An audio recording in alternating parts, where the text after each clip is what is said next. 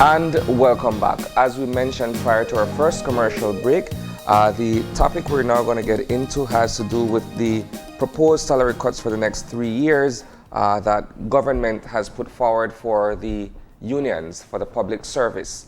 That being said, we have with us the president of the Association of Public Service Senior Managers, Magistrate Sharon Fraser. We also have the president of the Public Service Union, Gerald Henry. Good morning, folks. Good morning, Marilyn and Isani. Good morning. Good morning. Okay, so let's begin with what took place on Thursday. I understand that there was a meeting with the joint unions on Thursday between yourselves and the financial secretary and several of the other persons appointed by Prime Minister Briceño to lead the consultation on this particular issue. Share with us perhaps some details of that particular meeting that was held on Thursday, which led to the letter that was put forward the day after. Maybe we can begin with yourself, Mr. Henry. Okay. Thank you very much, Isani. I was not at the meeting, and I had sent two representatives to that meeting, no. But essentially, from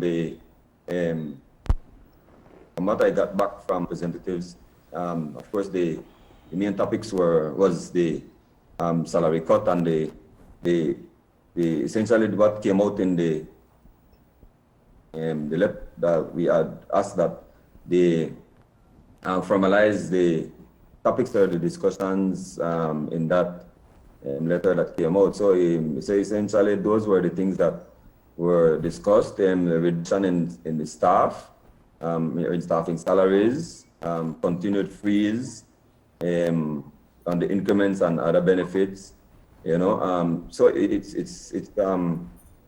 essentially those things that government would, would seek to assist public officers and, in deferring or relaxing some of their mortgages, by way of the DFC and the National Bank. So when you read the letter that came out, it pretty much gives you the essence of what was discussed, no? Yeah. Without going into details, I don't know if Sister Fraser wants to add anything there. Well, yes, because it was a 4-hour meeting, so clearly a lot of things were discussed. And I hear people keep on saying about the salary cut, the salary cut, the salary cut. At no point in that meeting was any decision given to us that there was a salary cut, there would be a salary cut. There are proposals that were put to us for consideration and for consultation. So I don't know, the way I'm hearing people discussing all of this, it's like it's a done deal, and that is what is going to happen. That is not what took place at that meeting.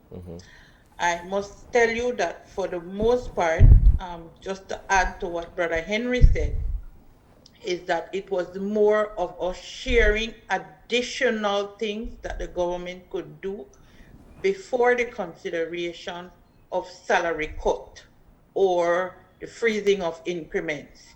And thereafter, it was if that, it leads to that, that is after all the consideration of everything else, then the issue was looking at how government could assist in lessening the burden if you are going to take away salaries from public officers.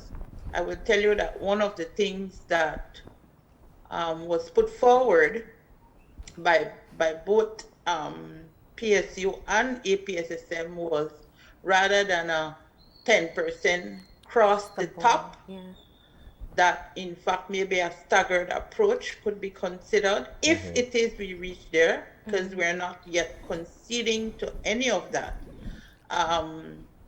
What would be the ultimate results would be after consultation and hopefully after some more discussion with the representatives of government, and ultimately what would come out of Ministry of Finance. So that a lot of things were discussed, lots of things, including how to plug up holes. And I want to say that even way before this particular administration and under the past administration, not even the end, even before that, the unions, and more specifically the APSSM and PSU, had put together members, including that of representative of government, of two committees, the cost saving and the revenue enhancement. That has been in place a long time. In fact, the cost savings committee has come up with at least about 3 reports.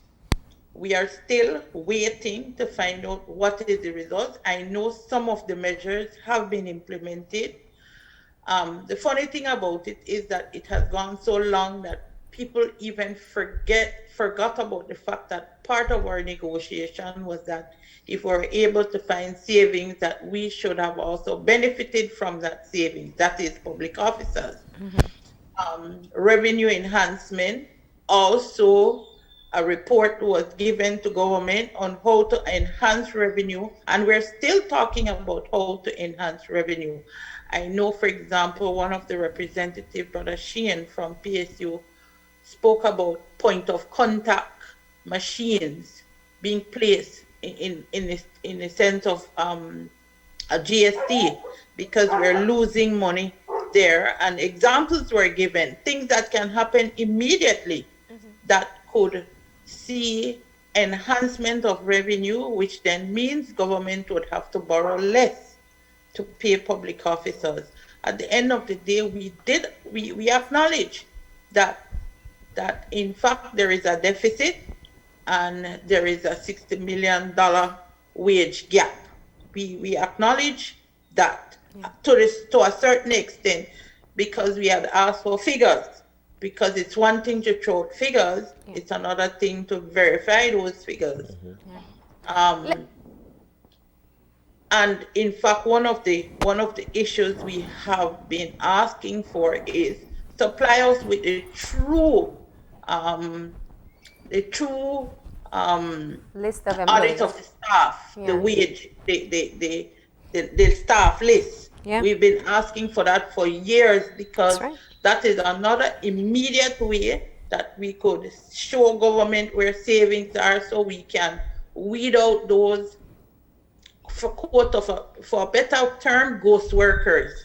Because that is also contributing to the wage bill. So a lot of things were discussed there. Is it that there's a reluctance on the part of the government to be able to furnish you with that particular list?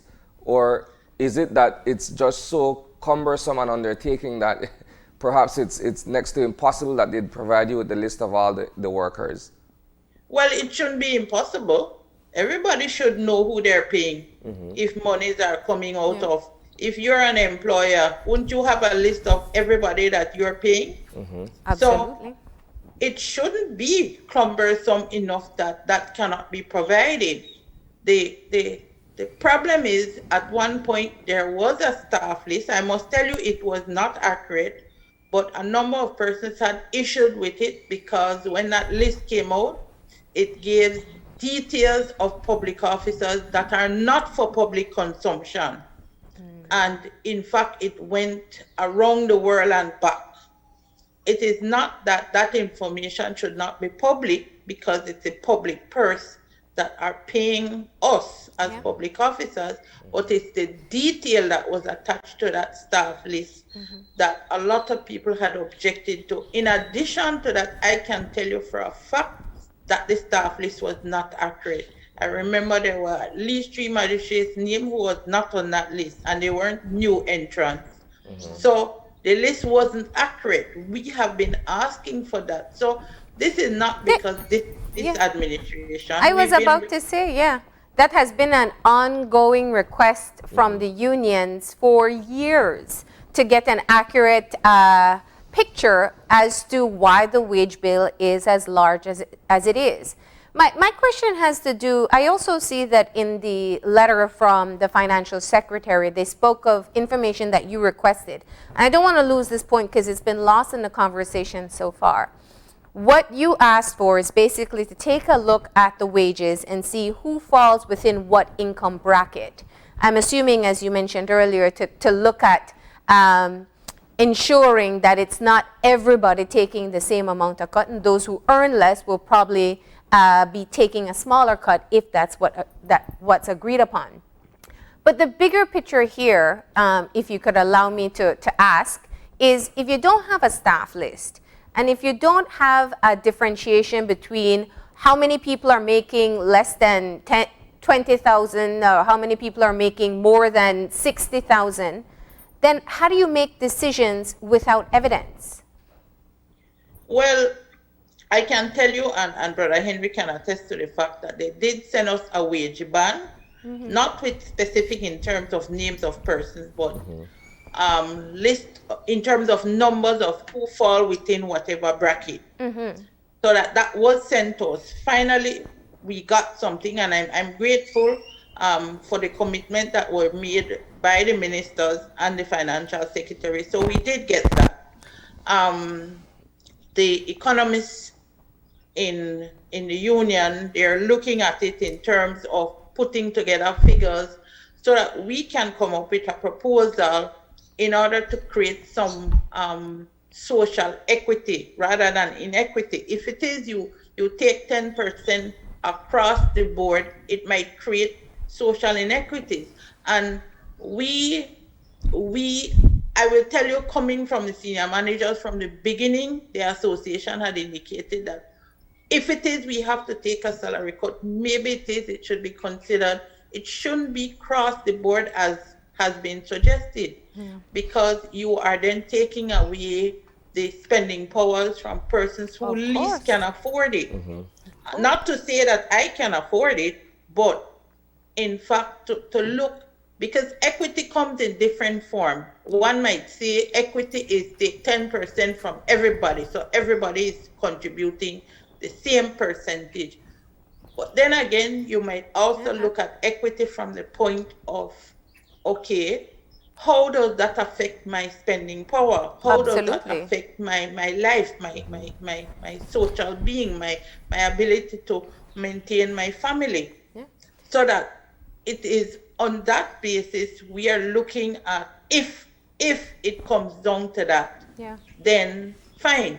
But I want to tell you that it's not that we have not, as from the association, have not been considering this from the beginning, because in the past cuts that were made, it was not only just increments that the senior managers lost, they also lost a percentage of one of the benefits that we get as heads of department.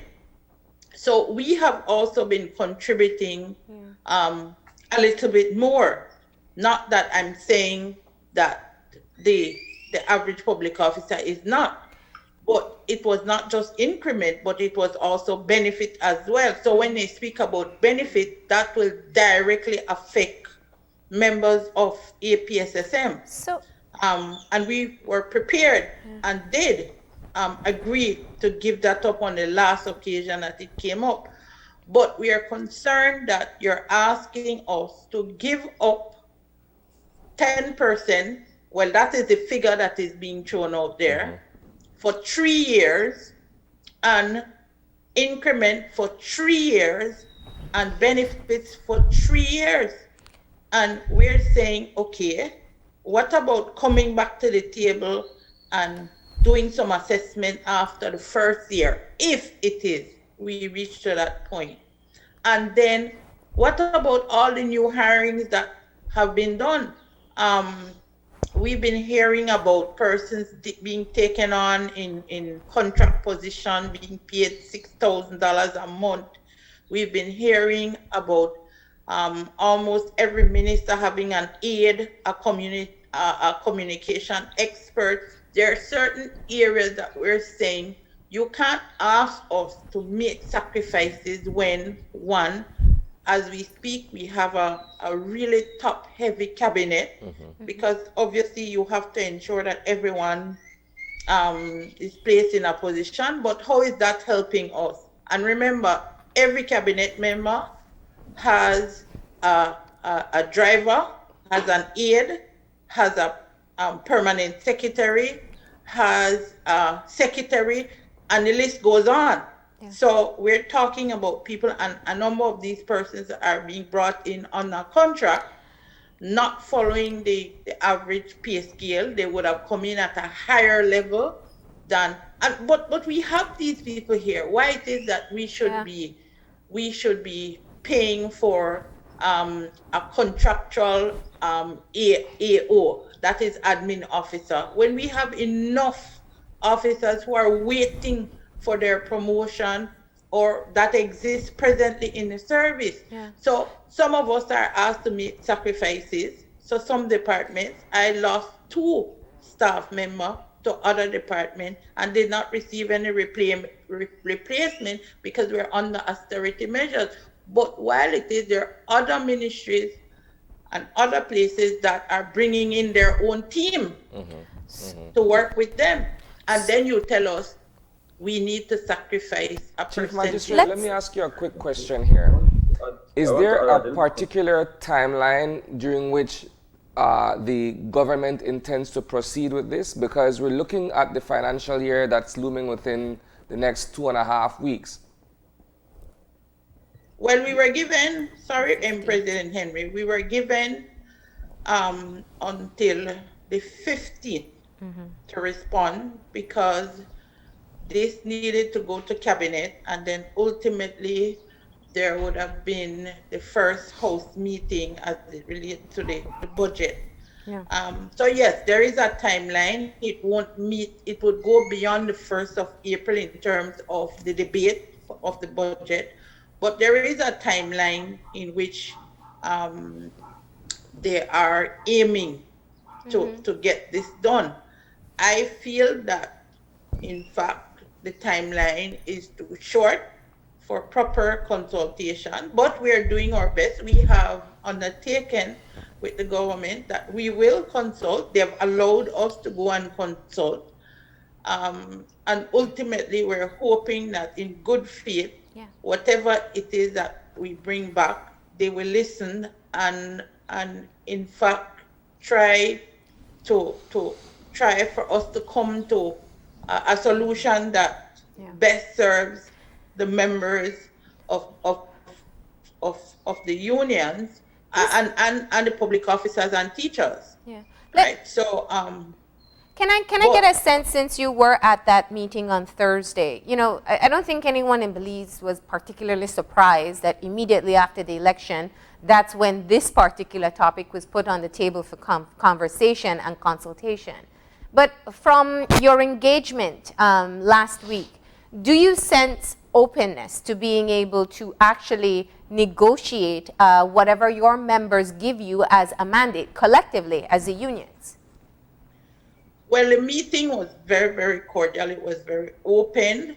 I left from there feeling good about the meeting because I felt they listened. It wasn't so much about putting those terms that we got in the letter. That letter only came about because Sister Elena from BNTU had insisted that we had gotten a 20-page correspondence before that basically would have had what the final letter that we got. And we had asked, she had asked for the sake of the 3 unions for something to be put down that would basically summarize what it is that we were to take to our membership. Hence the reason for that letter. Okay. But at least I can say honestly, I felt that there was an openness. The Deputy PM was clear about the fact that we're in this together. And I am just hopeful that we continue on that same path. President, I was going to say President Henry, just so we could get him into the conversation. I know he was trying to get in a bit earlier. You have initiated your consultations.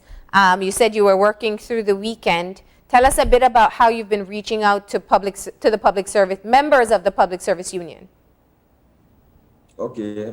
Yeah. Well, we had our membership meeting on Saturday, and we got our numbers were high, not as high as we would have wanted it to be, considering the topic that was being discussed. But nonetheless, we went ahead and we encouraged those who are participating to be at the next meeting, which is scheduled for a bit later on today, no? But one of the things that, of course, we were also looking at is the fact that, as Sister Fraser mentioned a while ago, the issue of the top-heavy members of government, no, representatives, cabinet, and so on. And I recall a few years ago when ministers used to hold, up to four different portfolios, right? And now we look at today where we have, for example, Ministry of Health is only health and wellness, and that's it, right? And so it's true that, as what Sister Fraser mentioned, that that comes with all the expenses having to do with with our ministry, right? Again, we look at just public utilities and logistics. Those are so it's very concerning to us, and I think that the focus of PSU is that we need to have the government also seek to trim the fat at the top first, and then we look at the other issues of revenue enhancement, especially where we have identified numerous areas that that could bring the gap closer. No, the question is whether they want to enforce those that we have identified. That's another issue, and I don't think that there is a commitment to do that right now. I think that's what we are feeling now. Talk to us a bit about the survey and what the survey. We have tried all the means available to us. In fact, I've reached out to media houses to ask them to assist us in getting out the information. I believe that at last count, we were at a little bit north of 700 persons. That was yesterday when we had our Council of Management meeting, and we did a quick review of what we have been receiving so far. It was a little bit north of 700. I believe that today it will grow significantly because we have been doing a very aggressive exercise to get our members to know that there is a survey going on. First of all, I know that I've also reached out to the Central Information Technology Office requesting that they share the survey on the government's platform. We have reached out to WhatsApp, in every way possible that we can reach out to our members and non-members, because as you know, we represent public officers, and this is not an issue for only membership, no? Yeah. Okay, now what bearing, if any, will the outcome of the survey have on the overall position to be taken by the PSU? Well, that survey will essentially be considered as a PSU's mandate on how we are going to move forward.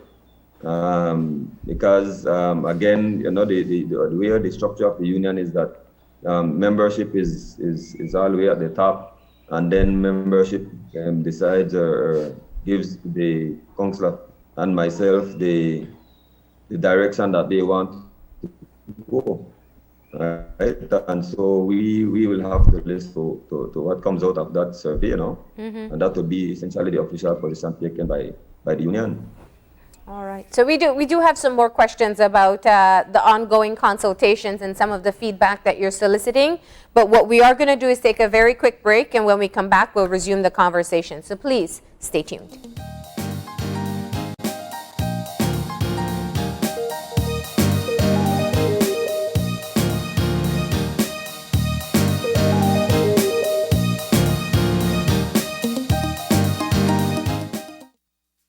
When someone you love becomes a memory, the memory becomes a treasure. Channel 5 introduces the Daily Obituaries. The Daily Obituaries will broadcast all death and funeral announcements and memorials to honor your loved one's life and memories. The Daily Obituaries airs on Channel 5 prior to the evening newscast, with subsequent repeats at 10 p.m. and 12 noon the following day.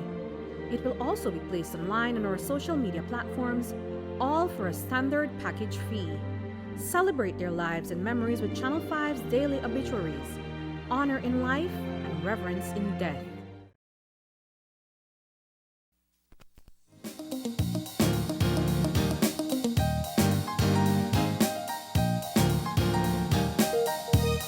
And we're back. We're continuing our conversation with the Chief Magistrate, who's also the President of the APSSM, the Association of Public Service Senior Managers, and the President of the Public Service Union, as we continue to discuss the proposed 10% salary cut and the freeze on increments and benefits as government tries to realize its savings going forward. Let's continue with the President of the PSU insofar as the ongoing discussion. I know that you've mentioned meeting over the course of the weekend, and there's another meeting that is pending for later on today. Is it your belief that perhaps government ought to be more efficient in how it goes about collecting revenue, how it goes about generating revenue, so that the proposed cut should be the very last go-to in the event that all else has been exhausted? Right. That's essentially where the position that we are taking. Remember now that we are the ones, our public officers are the ones who actually, and hence the reason why we were asking, desperate for a number of years now, because since the possibility of some austerity measures and so on, because we are the ones who actually know the figures, work with the figures and so on. So if the government would have provided us with the true figures from when we requested it, we would have been able to give them some advice in terms of how to close that gap without going to our public officers for them to sacrifice even more than we have sacrificed in the past, no? Yeah. That was the premise on which we were really and truly asking for the figures to be, the data to be presented to us in order for us to crunch those numbers and actually provide solid support, to the government and avoid, this whole issue of coming to public officers for their salaries and increment and allowances and so on. All of that, we believe could have been avoided. Looking at revenue, especially the revenue coming out of the sales tax department, those who owe significant sums, and we are talking about millions and millions of dollars, that have not been collected, and so those are the main reasons why we want to get the figures from government as quickly as possible, and the ultimate or the very last resort, because we may very well have to agree that at some point, that there's a need for a pay cut, a salary cut. But what we are saying is that right now you may be looking at proposing a 10% cut. But if you present us with those numbers and we can work those numbers and show you how you can collect more, and especially on the revenue side, because you've been focusing on the expenditure side, If we can show you how you can collect more, then perhaps we can drop that figure from 10% to 2% or 3%, or just continue the increment freeze for a period of time. And that's the reason why I believe Sister Fraser has mentioned that when we had asked that we look at this thing, after 1 year and then we revisit it, right? Because that's the ability, no? That's one of the questions I had in looking at what you are asking your members. And, it seems to be that part of the conversation is salary cut or increment freeze. And also, as you introduce into the conversation just shortly, perhaps shortening that 3-year period. Is that the direction that you're going, being able to get a consensus on one particular method of cost savings? Well, there are many cost saving measures that. Let me give you an example, and I didn't want to just pick out a particular example, but at the point when in fact they were telling us we needed to cut under the past administration, we were being told we needed to cut in terms of freezing of increment and then cutting of benefits. At the same time, we had already proposed cost savings as it relates to the rental of buildings for government offices, as an example. That's just one area. Yeah. At the same time we're negotiating, it's the same time that in fact they took out immigration out of a building that they had to pay no rent for and put them in this big building on the northern, on Philip Golson Highway. I don't even want to imagine what the rental is for that building. We're talking about buildings in Belmopan that in fact 3-4 ministries are renting at $5,000-$6,000 a month. We have been saying for years now, why is it that government has not invested in buildings where the same rental fee that they're paying could go towards us owning our own buildings? But that also is showing us that in fact the wage bill, because of the increase in the appointment of public officers, means they need more space, which means that the wage bill is forever growing. So that a number of things, you can't be telling us to be sacrificing on the one hand and then doing something else on the other hand. It's really not fair. I'm sure you're aware there's great public debate over this as well. And that's because when the pandemic started last year, a lot of people, I think globally the measure is about 40% of workers either had reduced pay or reduced work hours. So, and we're talking global statistics. So when we talk about a picture where we have people who lost their jobs, others who are facing a reduced salary, they look at the public officers and say, listen, you've sat comfortably for a year. It's time for you to do your sacrifice now. How do you respond to that?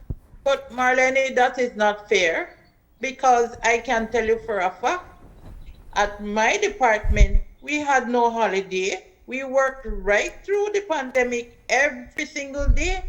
And if you or any of your news reporter had gone before the court, you would see the volume of people that we had. In fact, our workload increased during the pandemic. So that I would not subscribe to that argument any at all. And there was no extra nothing. We performed our duties, we performed extra in order to ensure, and as employees, we were exposed, our families were exposed. Talk about there was other public officers, those healthcare workers, they never stopped work. They were still working, they were doing everything and more, exposing themselves. Every disaster that happens, public officers have to be there. Every hurricane, public officers have to be there. The pandemic come, public officers had to be there. So that argument I am not at all going to subscribe to that. Yes, I acknowledge that persons lost their job, but when it was plenty for them, it was normal for us. Why is it? I am not in any respect trying to to not recognize that persons have lost their jobs. We didn't bring on the pandemic, but we had to continue working, and we're still working. Why It is took it that no we break. are? Why is it that we are averse, sorry, to the idea of stiffer measures being taken? For instance, like we don't like the idea of a retrenchment, but perhaps if certain measures were taken previously, then we may not have been in this kind of a situation that we're facing now. When from the outside looking in, it seems to be a situation where there are just simply too many employees in government and not enough money to go around.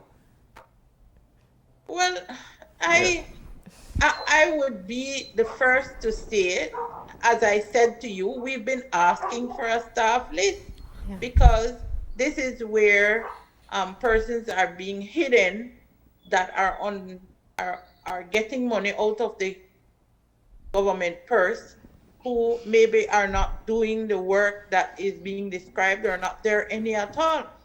But we've been asking for that. We have recognized certain things. I hear people say, so where was APSSM or where was PSU when things were happening under the past administration?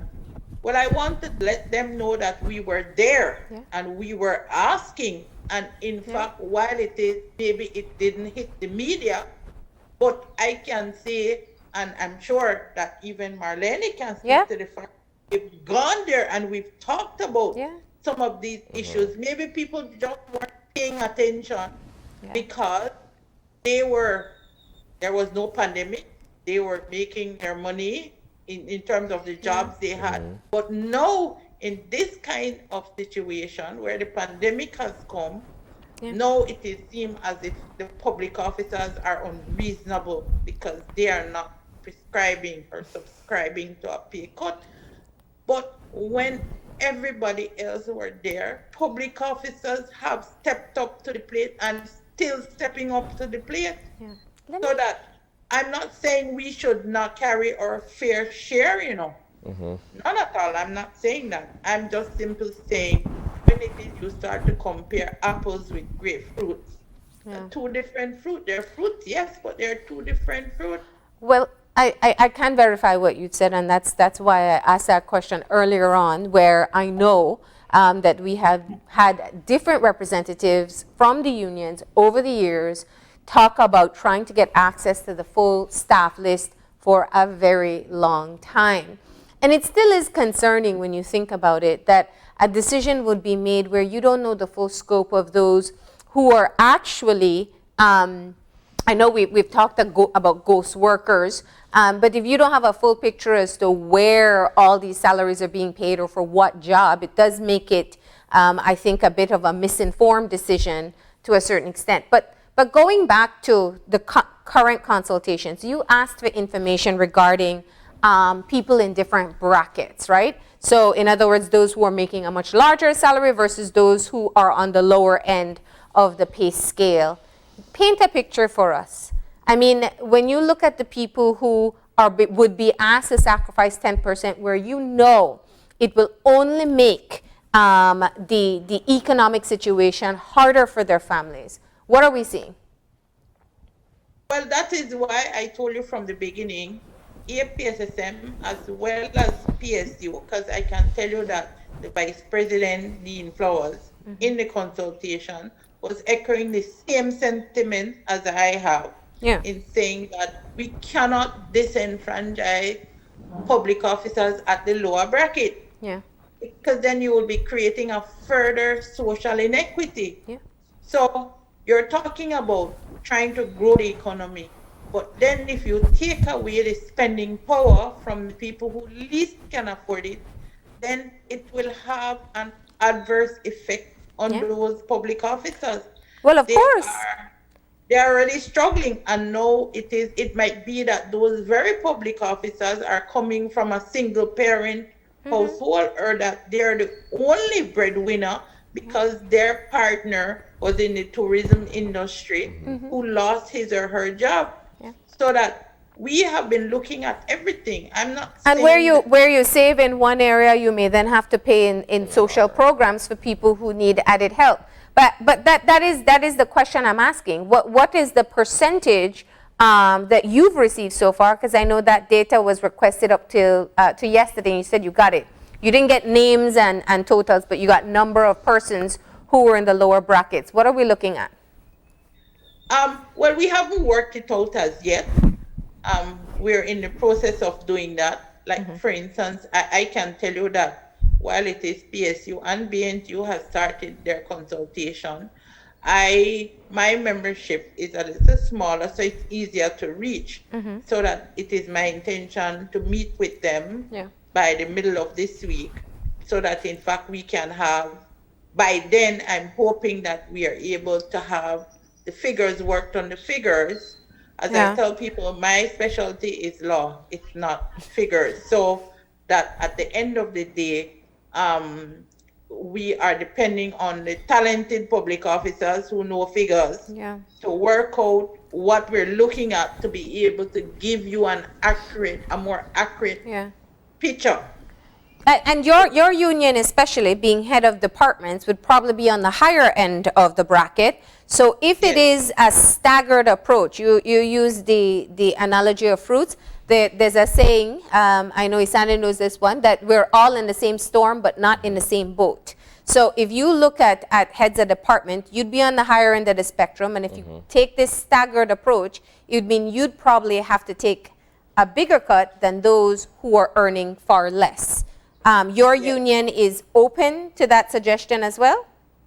Well, we have been from the very beginning. Under the last austerity measures that was taken, remember I told you, while it was increment freeze, it was not just increment freeze for members of my union. In fact, we also had cut in our benefits, which would have been more than. So, and it was accepted. We understand the responsibility that we have. We recognize the role that we need to play, and we're prepared to set the necessary examples as HODs and senior managers within the public service. So, how critical? Once it is that it's fair, we are open to what is fair, providing that all the other measures are considered before we reach to that level. How much more information do you need? I think when you speak of things like not getting the staff list, that's one aspect. But you also talk of the new workers that have been taken on since the change in administration, and also looking at contract workers. All of these help to paint a more accurate picture as to why the wage bill is as high as it is, and how or where we would need to cut down. Are you still asking for this information, and are you hoping you'll be able to get it before you can provide adequate feedback? Definitely, Marlene. We need all the information that it is to show. That is the only way we can make proper. We need to be true to ourselves now. Let's be honest. We need to lay everything out on the table, so that if it is that I come into something very well informed, I can make a better representation to membership, and we can come up with solutions and recommendation that is the best for the public officers and the country of Belize on a whole. But everybody has to pay their fair share. That's all we've been asking from day one. These are information that we have been asking for the longest while. I remember when it is that we were looking on the salary adjustment. In order for us to get that, we had to go looking for it, It wasn't handed to us on a platter. We had to literally, with, of course, the consent of the financial secretary, be allowed to go into Treasury and Ministry of Finance to go pull the figures. They didn't hand that to us. So we are prepared to do whatever it is we need to do in order to get where we need to get, but we have to be allowed the necessary information. It can't be that you will tell us that it is $10 you have, when in fact there is another $10 hidden somewhere else, because that has not been disclosed. Disclosure is everything, everything. It speaks to transparency as well. Yes, And yes. and just to add to Sister Fraser, what we don't want, and our membership is, keep saying this, that what we don't want is that we are sacrificing ourselves for to keep those who have been recently employed as minister aid, etc. No, we don't want to be sacrificing ourselves, our salaries, to maintain the salary of persons who, how do you put this? They are just coming into the service. As Sister Fraser mentioned a while ago, there is no immediate need for them to be in the service at this time. We already have persons who can perform those functions, over and beyond the capacity of the new persons who are coming in and are just simply being given jobs themselves, due to campaign promises and so on. No? So that is one of the reasons why we are desperately in place to determine, what exactly it is that is coming from the public officers, the established public officers, and what is the amount of contract officers, and also the fact that I recall in that last meeting with the honorable ministers, which was the first consultation meeting, that I clearly remember when the deputy prime minister made a statement, to the fact that the solution, he wanted the solution to be homegrown, but what rang out for me was when he mentioned that it was supposed to be equitable, right? And certainly having a 10% cut across the board is not equitable; that is equal, right? And there, of course, there's a difference, right? So if it is that it is equitable, and or they want it to be equitable, and they have said that they are taking a 10% cut, they are all the way on top of the totem pole. And so public officers, if it is that we will continue to satisfy the meaning of the word equitable, then public officers would need to be asked to take a smaller cut. But again, that is only considering that the discussion, or we reach to the point where we identify numbers that they present to us, we indeed have to take some sort of salary cut.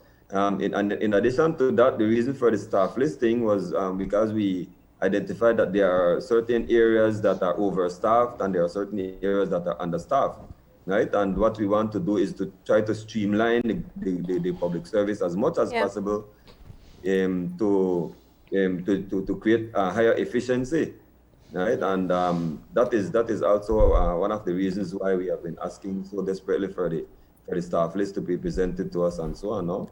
So, but it is unfair, to ask us to take such a high cut right now. Now, one of the questions is to ask, how far are the unions willing to go to ensure that whatever decision is made is equitable? Well, ultimately, that would be determined by the response of the membership.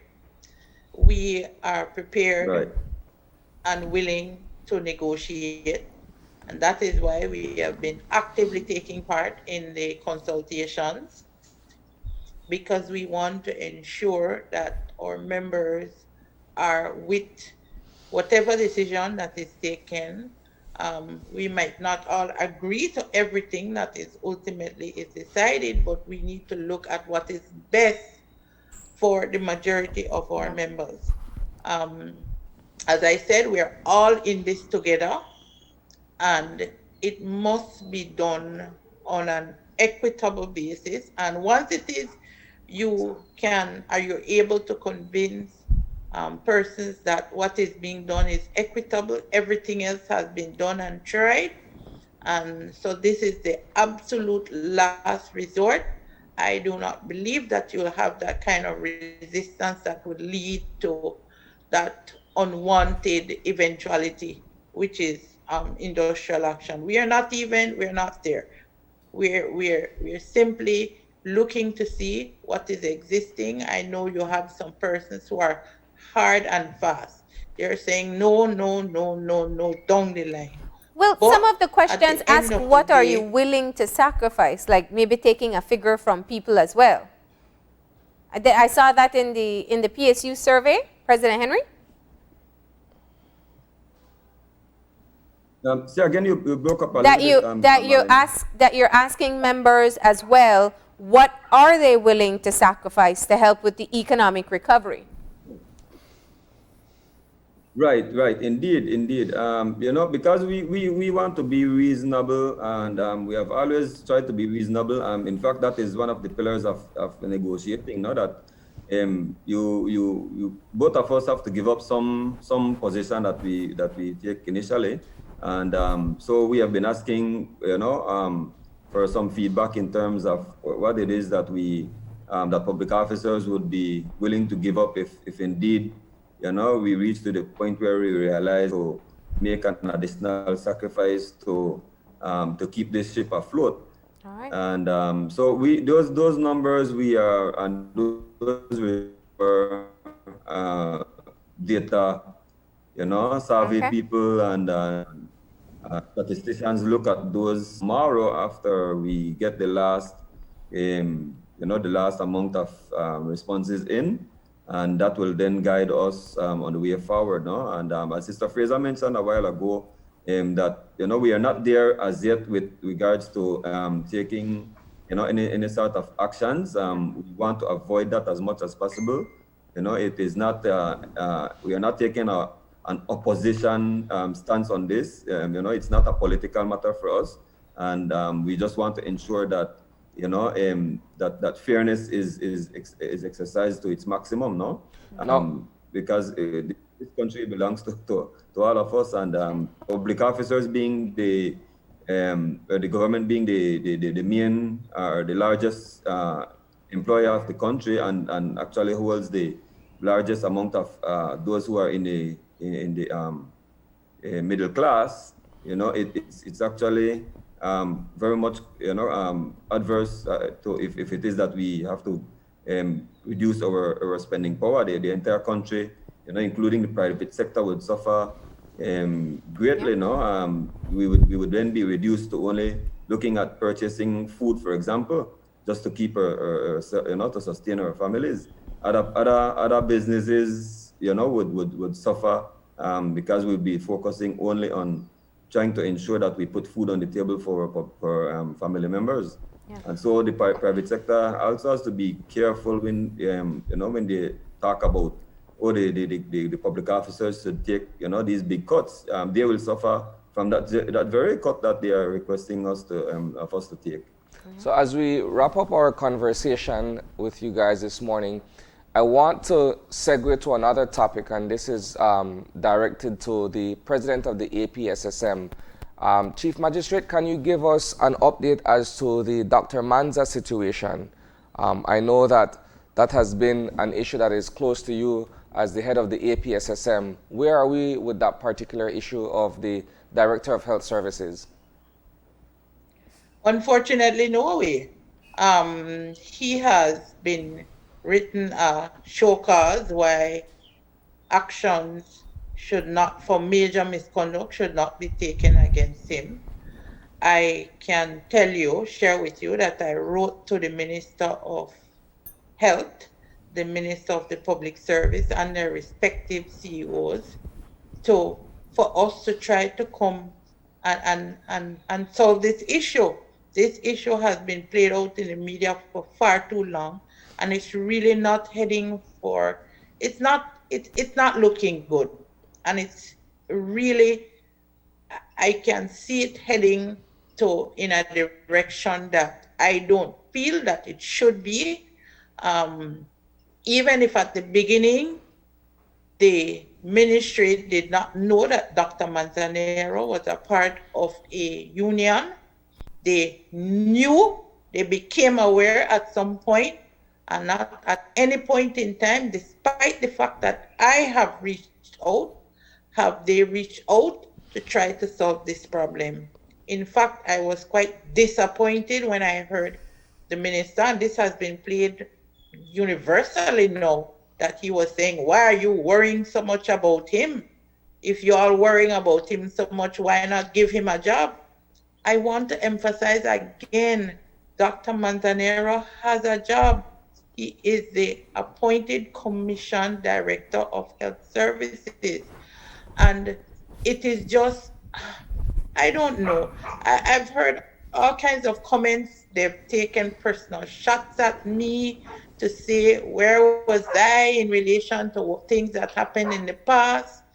And what is unfortunate is that APSSM took stand as it relates to certain things that happened. They mentioned the situation with Dr. Pitts. I want to inform the general public that Dr. Pitts was a member of APSSM at the time, in fact, part of the executive. He took a certain stand, and we supported the stand that he took. But as it relates to Dr. Manzanero, he reached out. He reached out to us, and we are only doing what it is that we should do. We are legally bound to do, which is make representation on his behalf. It has nothing to do with Marvin Manzanero. It has to do with the position of the Director of Health Services. And I would think that cooler heads would have prevailed, and some attempts would have made to try to solve this matter one way or the other. But I can say to the public that I reached out, and to date I have not gotten a response. So that I am going to take it back to membership, so that a decision can be made as to where we go from here. Right? I don't act on my own. I act as the president of APSSM with clear directions given to me by the membership of the Association of Public Service Senior Managers. So, Isani, we're nowhere. He has been told to continue going to work. I am not sure where it is they have him. I know that he was locked out of his office. So I know that. I don't know what they have him doing, but in any event, he has been advised to go to work, which is what, as far as I know, he's doing. I think they're trying to do everything to frustrate him. So I asked, to force a resignation. To force a resignation, so you mean? Maybe that is what they are trying to accomplish. But I've asked, just like I've asked other members, I'm asking the public as well to encourage him. This is not about him. I ask people not to get personal. This is a principled position. And if it is that happens to him, it can happen to anyone and any member that is within the APSSM organization. All right. So that is the latest update. He will and have been advised how to answer to that show cause letter, and we will see where it goes from there. Obviously, we will ensure that he has representation when and if this matter reaches the Public Service Commission. All right, well, thank you guys for having joined us this morning. We wish you all the best. We're going to take our commercial break now, and when we return, it's to discuss the issues that women are faced with on a daily basis as we go through Women's Month. Stay tuned.